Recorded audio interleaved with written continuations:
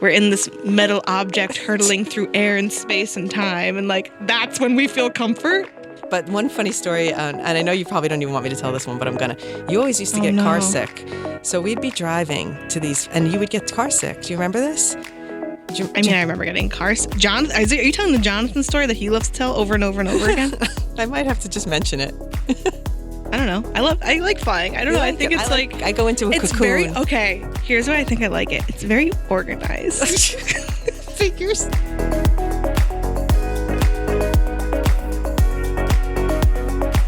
We are more than just a mother-daughter duo. We are best friends, business partners, dance partners, and more. Despite living on opposite sides of the country, we talk every single day. And we talk about it all. Life, work, social media, shopping, family, our hopes, dreams, goals, nothing's off the table, and we're inviting you to the chat. This is yours truly, a glimpse into what goes on behind the TikToks and inside our conversations together, even those extremely long tangents. When you join the chat, you're not just a listener, you're officially part of the family. Today, we're talking about one of our favorite things to do. As a mother-daughter duo, as individuals, and what is that? We can agree on one thing, Julie and I. Traveling is one of our favorite things to do. And it makes sense with my adventurous spirit. Took me around the world with opportunities for work, and we'll talk about that. Julie used to hate sleepovers. Tell us about that, Julie. I used to loathe sleepovers. I think I just liked my bed, honestly. But even though I hated sleepovers, I found myself on a 3-week international trip as early as 7th grade. And it was my first sleepover. In this episode, we're going to talk about our love for travel and how Julie manifested her adventurous side living across the country now, even more so. Yeah. All right, let's dive in, Julie. Yeah. Why do you like traveling? Oh, my gosh. I must say that as a child and a teenager, my family did not travel a lot. I can remember my first time on a plane I think I was about 17 years old, and we went to Florida, to Disney World. And isn't Florida, the accent. But I will say that was literally my first time on a plane. So to think of where I am now and how much I've traveled and how much I've flown, it is unbelievable to realize that, because you guys have been flying ever since you're little, it's a whole different childhood. So when I started, my first job was a lot of travel for shoots, a lot. So I feel that I had the advantage of these experiences where it was pretty much nice level quality travel, and we always stayed in really nice hotels. It was really nicely budgeted shoots, and so I had the advantage of going to cities that I never even would have chosen to go to. I was in Toronto, I was in Rome, I was in Australia, Sydney, I was in Brisbane. I've been to a lot of unusual places due to shoots, and so I think I fell in love with traveling at that point, and I was always traveling by myself at that time. So getting on a plane by myself. I remember Australia, we were always able to go in business class, and they would give you the nice little eye mask. You'd sleep, and then they'd wake you up for your meals. It was like, what on earth is going on? Luxurious. And I was hooked. Done. Sold. That's where my love started, for sure. And Tom and I love to travel together, so he's also got a love of traveling and exploring. So that was a good fit for me. We love to travel together, so... And what about you? What are your sort of first memories of traveling, and why do you love it so much, do you think? I feel like some of my first memories of traveling, I was thinking about this, was Disney World. We went to Disney World a lot. We went to the Bahamas once, and also coming to California, that was a big one. That was a big one. That was when you were I want to say 8 years old or so, maybe 10. I was really young, and I don't know, I feel like it didn't hit until I did that trip in 7th grade where my English teacher's I run this trip every year with this group. We go all across Europe. It's 3 weeks long with kids in middle school. And I was I have to go. And I don't even know what came over me, because I hadn't at that point ever been in a sleepover. Even if I traveled, it was with you guys. So that was interesting that I just was felt this okay, I have to do this feeling. Right. And then I feel like it just took off from there. And, although I haven't traveled for work, I've traveled very intentionally of places I've wanted to go. And I've used my school and education as a way to travel a lot. So even picking schools outside of New Jersey and our hometown, that is in an essence traveling an adventure. Went to school in Michigan, then I moved to Chicago, and then when I was in school, I was thinking about this the other day because I have to get my passport renewed. But like my freshman year, okay, well, let's start with this. We had a French exchange student when I was in high school, Emma. So if Emma's listening, hello. Oh, yes. But you like randomly volunteered, and we had this French exchange student. Nobody spoke French. And we were just like, okay. And it was really fun. And then... And you know how that happened? It was one of the neighbors asked me. Yeah, one of the neighbors. Yeah, she asked me if I would host one of her friend's daughters. And I was thinking... And it was funny because we all took Spanish. We didn't know a thing about French. No. But I think that was a really interesting... Because then the next summer, I went to visit them for 2 weeks. And it was like... Besides 7th grade, it was like the first time I was really like traveling alone internationally. And I really enjoyed it. So then the next year, it was a freshman in college, I elected to do like a study abroad summer session in Africa. So I went to Gabon in Ethiopia. And like, I can't believe I did that. Me either. You had some mosquito bites all over your legs. I just remember the photos you sent. I didn't have cell service for 30 days. I turned my phone off on like May 5th, and I didn't turn it back on until like June 5th. God. And like that is like crazy to me. That is like crazy. What about to me? I couldn't reach you. Yeah.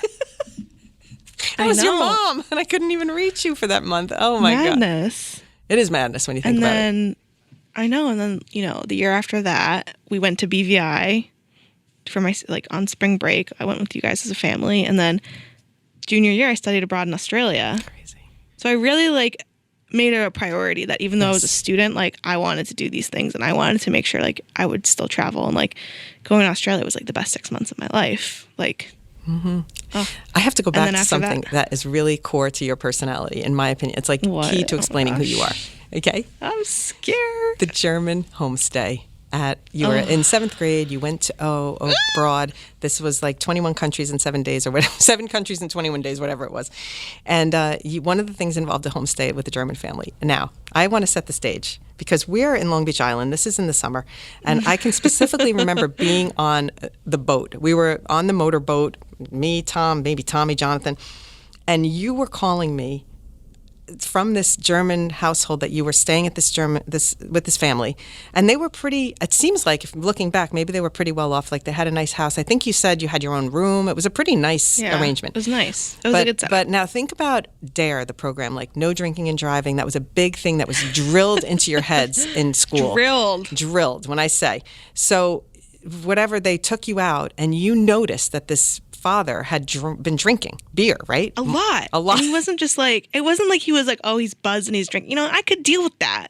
He was like drunk, and like he had a cane and he was poking people with it and clearly like drunk. And then we got on the Autobahn. And then she gets in the car with him, and she was freaking out. You were texting me from the car. He's drunk and we're driving, and didn't he fender bender somebody or bumped into a car? There was something that happened that was like a little mini, I don't want to say an accident, but like a little fender bender thing. You were freaking out that you needed to get out of this house. And I said, well, look, if you call because there was a safe word that you would say to know that it was an emergency exit. And I feel bad for the mother in that household because she had to pack up your stuff. You did the safe word. I was so impressed because if it was me, I know I would have just... I know me as a 7th in my own. I didn't want to die even on as a 20-something in Germany. I know I would have said nothing and just sucked it up and got through it. And you were like, I'm not having it. And you did the safe word and got yourself taken out of there. No matter how awkward it was for this family, you just knew you were going to get yourself to a safe place. I have to say, that was... Talk about like your personality coming through in one single event as a 7th grader. That told me so much. It was unbelievable. Yeah, that was What were you thinking? What were you thinking at the time? I was just like, well, that was a red flag. And then this man would just sit in his underwear, like, and I was just like, this is so inappropriate and like uncomfortable. Like, I've suffered through like uncomfortable things before, but like a grown German man sitting in like not boxers, full like, you know, the tighty white. What do you call those? The tighty whities. I couldn't. I was like, no. And people thought I was like being dramatic, and I was like, you know what? I care more about feeling comfortable and safe than like fucking sucking this up. Yeah, then who you were going to make uncomfortable. I give you credit because I even know, probably even now, I wouldn't have done the safe word. I would just been like, just to suck it up and take it. But it's so interesting, and speaks to your character so strongly. So I just needed to mention that. Very funny, Julie. It's funny hearing you talk about it now because I don't think we've talked about it since it happened. No. Okay. We're on the Autobahn. He's drunk. Of course I'm going to be scared as a 7th grader who just went through like DARE for like 5 years incessantly. They're like, no drinking and driving. He's drunk. Oh, God. They were drinking for like hours. It wasn't like, oh, we went to a bar and like they had a drink. It was like a 6. Okay, I'm done. Okay, yeah. I'm done. Let's move on. Let's leave the poor You got me worked up. Let's leave the German family behind now. Onward. Anyway, I studied abroad in Australia. Yes. Australia was fun. Had a great time. We visited you. Even after college, when I graduated, I knew I really wanted to do a big Europe trip. At the time, I wanted to go for like at least a month or two. And Steven didn't have a passport. And I made him get a passport after that because I was like, you're getting a passport. We can't be dating. You can't not have a passport. But I love how I like forged this trip together. I spent a week in Iceland with my cousin. Then I spent like 2.5 weeks in Europe with a friend from high school who wanted to travel. And then I spent like a weekend alone in Belgium. And then I met up with you guys for the last week and a half. So it's like, I was like, I'm going to make this happen. And I made it happen. And I was like, wow, I did that. You did that. Amazing. And it was so planned, and it was like a spreadsheet, if I remember correctly. Oh, there was a spreadsheet. Always a spreadsheet. Now it's like she's got PowerPoint decks for these plans. I mean, yeah. But even though I've traveled a lot independently, we still travel a lot as like a family. And I want to talk about some of our favorite travel stories together, if you want to go there. And, let's go there. Do you have anything else to say? There. I just think we have some funny stories that are worth sharing instead of us talking about like the German family. I'm gonna dive into like our early family. A lot of our early family trips involved skiing, which I love because we decided that we wanted all of you to learn how to ski. So every winter we would go to Smuggler's Notch up in Vermont. We'd put you guys in ski camps, and obviously the boys were in there first, and then they learned how to ski. And then Tommy and I decided we were going to learn how to snowboard together, so we took lessons together. You were basically like 3 years old, and we put you in the little ski school. You were like the little snow bunny, and you learned how to ski from basically when you could walk. It was pretty incredible. So you're welcome, because that's a great skill to have. It's a great skill to have. So we've always done those trips. But one funny story, and I know you probably don't even want me to tell this one, but I'm going to. You always used to get car sick. So we'd be driving to these, and you would get car sick. Do you remember this? I remember getting car sick. Jonathan, are you telling the Jonathan story that he loves to tell over and over and over again? I might have to just mention it. Okay, fine. We were driving, but I want to tell one part of it that you might have forgotten. So we were driving to Smuggler's Notch, and Julie got car sick, and she threw up. And somehow you threw up. Was it like on his blanket or something like that? You can tell that part of the story. I don't know. You're telling me. Okay, so you threw up, and he was so freaked out. I mean, so freaked out that you threw up, and it was like a big panic. We pull over. We take out the suitcase. We're getting you a change of clothes or whatever. And it's all chaotic because Jonathan's freaking out. You're crying. You're sick. We're trying to clean it up. We somehow or another we drive away and we roll over this suitcase that's in the road. Somehow the suitcase didn't make it back into the car. Did you know that? Oh my God, no! And we rolled over the suitcase and we were like, "What did we just hit?" Anyway, it was really funny. So that was just a funny part of the story. I don't think you know, but so you did get car sick. So it's interesting that you do get motion sick, and that's why don't you take Dramamine still sometimes when you fly just for yeah because you do get motion sick, which is tough. Yeah. And I want to also address this one thing, which is both of us love to fly. And that sometimes if I'm not on a plane after a few months, I feel like I'm having withdrawal. I love to be on a plane. I just do. And it's funny because one of our she's probably listening, Laura from TikTok, has a fear of flying and recently was commenting on my TikTok saying, "Oh, when you're on the plane, please make a TikTok so I can feel at peace because I have a trip upcoming," and she was really anxious about it. So Laura, I did that for you. We made a TikTok. Jonathan and I made a TikTok on the plane for you. And I hope that you appreciated it. But we feel peaceful. I feel like peaceful in the air. I like the sound of the plane. I just like the whole experience of flying. What about you? Yeah. I mean, I like flying. I think, I don't know. I like flying. I don't know. I think it's like I go into a it's cocoon. Okay, here's why I think I like it. It's very organized. Figures.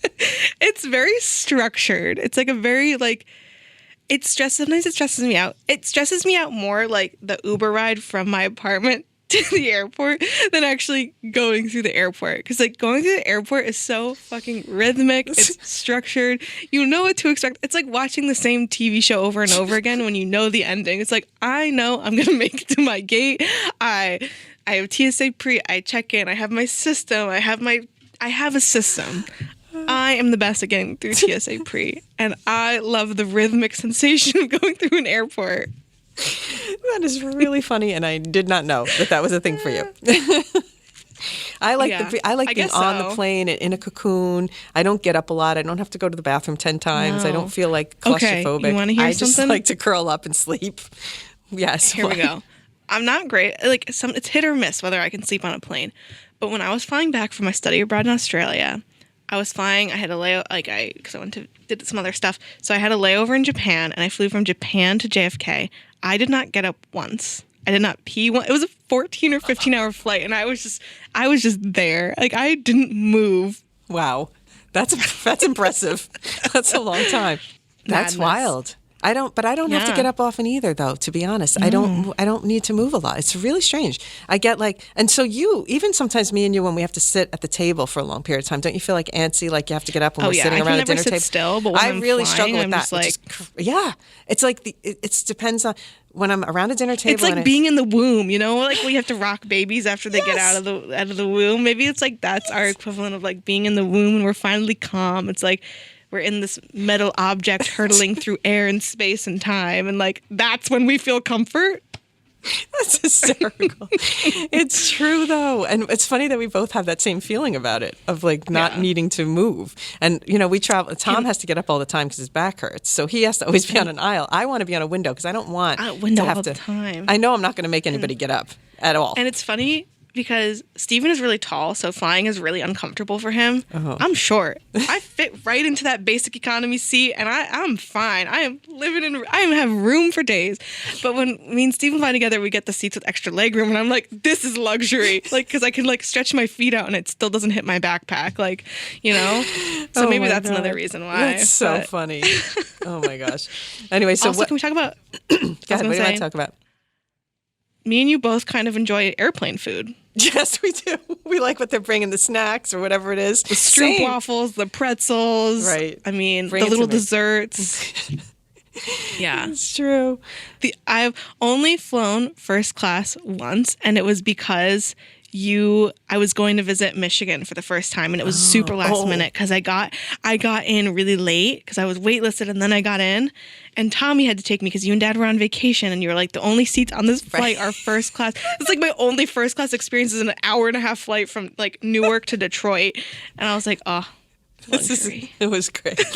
I remember that. My God. Let's just add that to the list of the things I missed in life when I was working. No, stop. It's okay, though. It was a fun bonding weekend for me and Tommy. It was really fun for you guys. And actually, when I think about it in hindsight, I know that was such a good memory for you. It might even be like one of those core memories of, that you'll always remember, that all the other kids were with their parents and you were with your older brother at the orientation. I mean, that will always be a core memory because it was just, I don't know, that it just made, like at that point, Tommy had graduated. Right. He didn't live at home anymore. Like, not that we didn't see each other a lot, but it was like, okay, it's just me and Tommy for 3 days straight. And he's like a big reason that I ended up going to Michigan. Like, he really convinced me.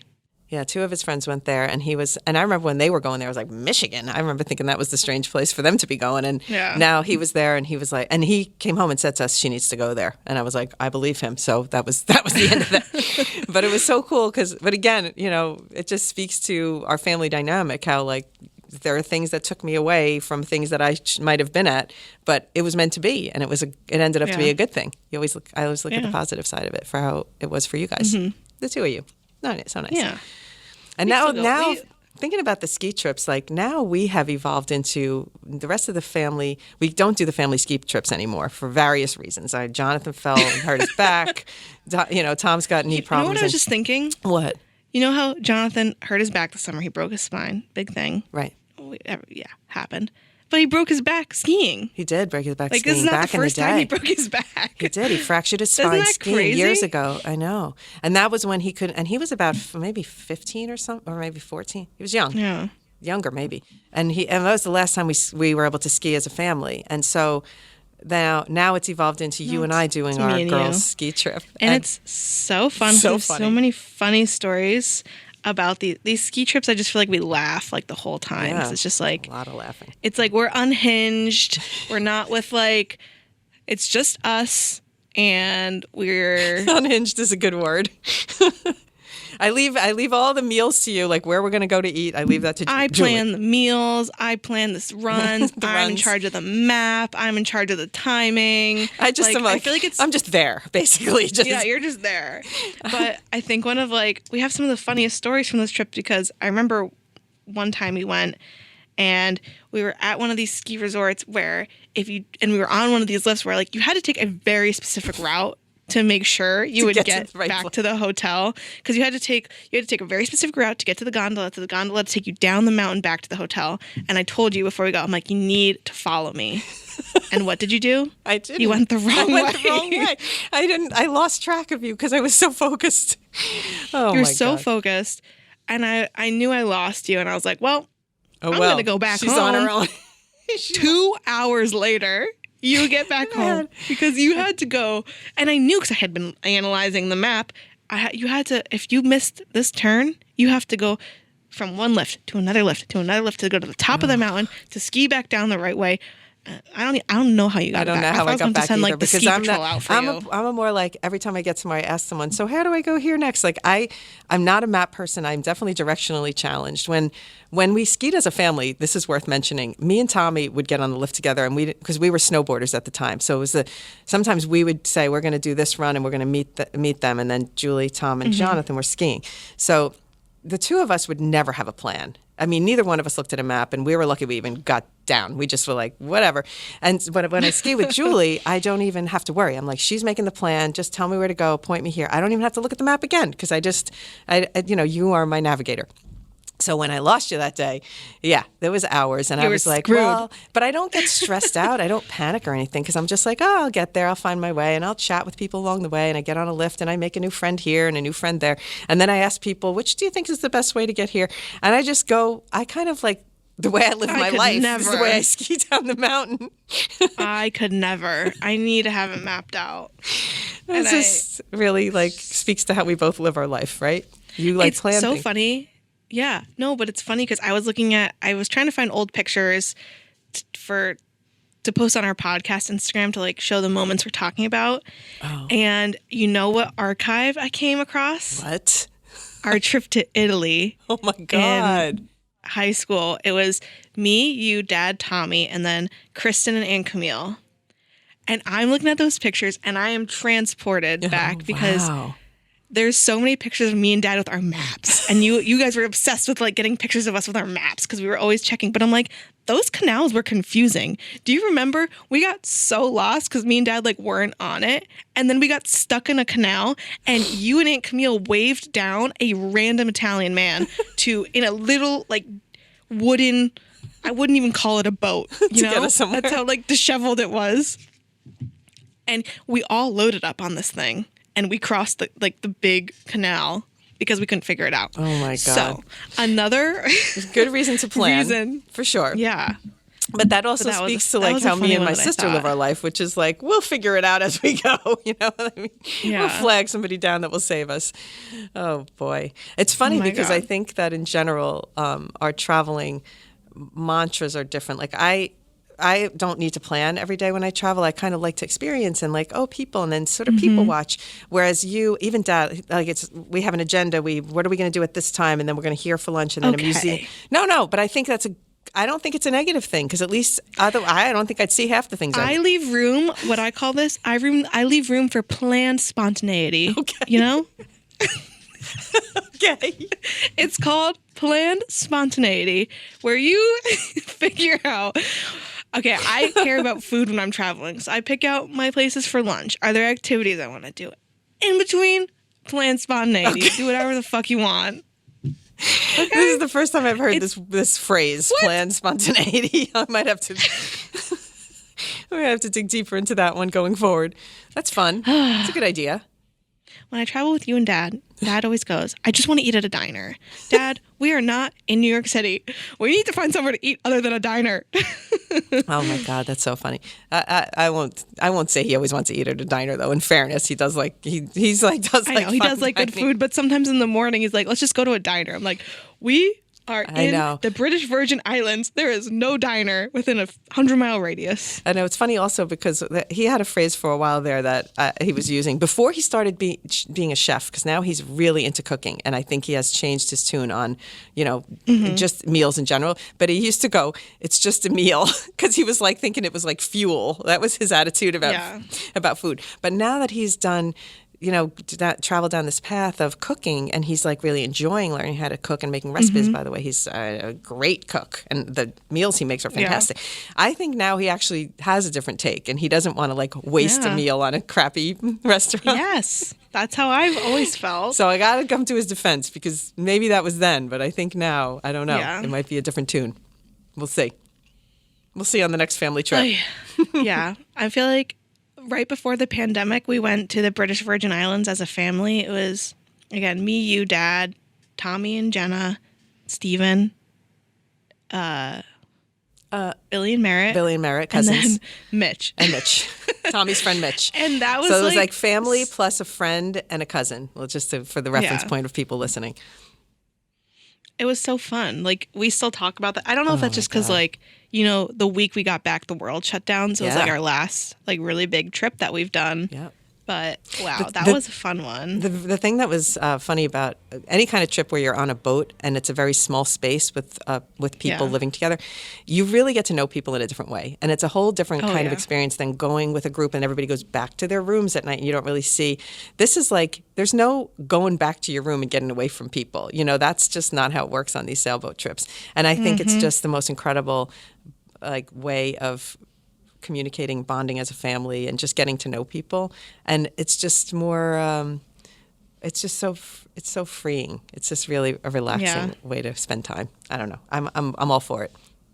I was trying to think of any funny stories from that trip, but coming up blank. I think it was comical that it was Steven's first time on a sailboat. Oh, and he didn't get sick at all. He's fine. He didn't get seasick one single day. The engine was so loud, and our little cabin was right next to the engine. Oh. He slept until 11 a.m. every morning. Yeah. Meanwhile, everyone else is up at 6 because the engine is so loud. And he's sleeping like a freaking little baby over there and doesn't have a problem. And that was funny. Yeah, there was a lot of good things. And just doing hikes, and we just exploring the islands, the whole thing. Take us back. We need another sailing trip very soon. The last night of the trip, I think, was one of the funnier nights because we had gone to the restaurant that and been served by the waiter that Adele and Harry Styles. Remember that? Oh my God. He was the same waiter that served Adele and Harry Styles on New Year's Eve was our waiter. And you were this was pre your TikTok days. Yeah. You were interviewing him. I was Instagram and I had interviewing. Pictures of behind the scenes. And then also the funny part of it was everyone, besides you and Dad, we were all waiting to hear if we were working remotely the day we got back. We're we just don't want to have to go into the office tomorrow. Everyone was just waiting for the call. And I remember at dinner, Tommy got the call and he literally jumped up and was I don't know, praising the gods that he didn't have to go in. And it's just funny looking back on that now that I was okay, that was a year of working from home.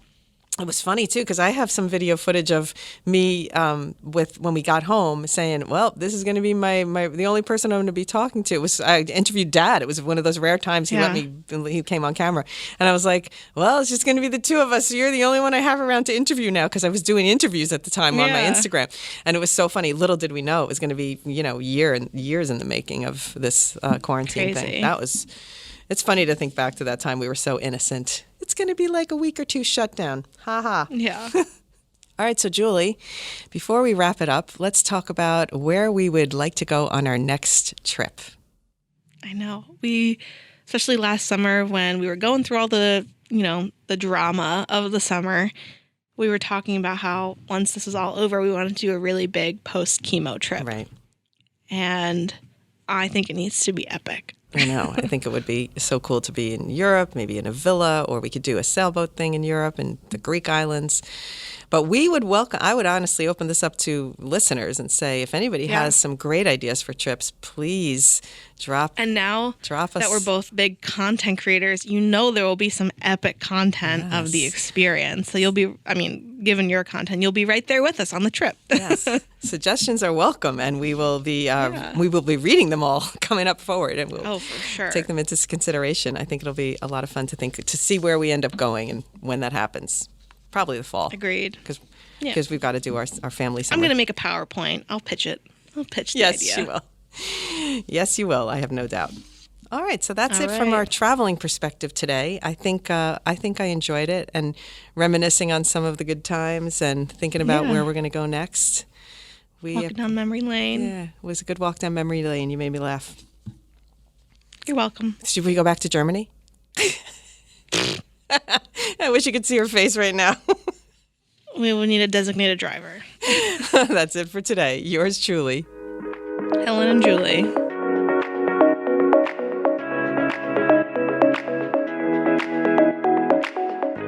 All right, don't forget to follow us on our social media channels at The Mothership for me on TikTok and Instagram, and that's Mothership with a U. Julie is at Truly Julie without an E on TikTok, and you can find her Instagram and other details in the show notes. And don't forget about us together on HelloSocialize.com, where we work to bring you the weekly creative forecast, which is an email that comes out every week giving you trend suggestions, content ideas, music, trending music, and more. And obviously we have monthly workshops that we share there, and everything is free. So stop by, check it out, sign up, enjoy. And lastly, leave us a review if you loved this, because we enjoy bringing it to you. And the more you review us and give us your feedback, the more we want to be here moving forward. Thank you so much to our producer, Grace, who's always listening in and chiming in whenever we need her, and our engineers at Melrose Podcast Studios. We have in Los Angeles, Morgan with Julie, and here with me in the studio in New York City is Patrick. We are on Avenue B. That sounds so cool. Make sure to tune in next week. Bye.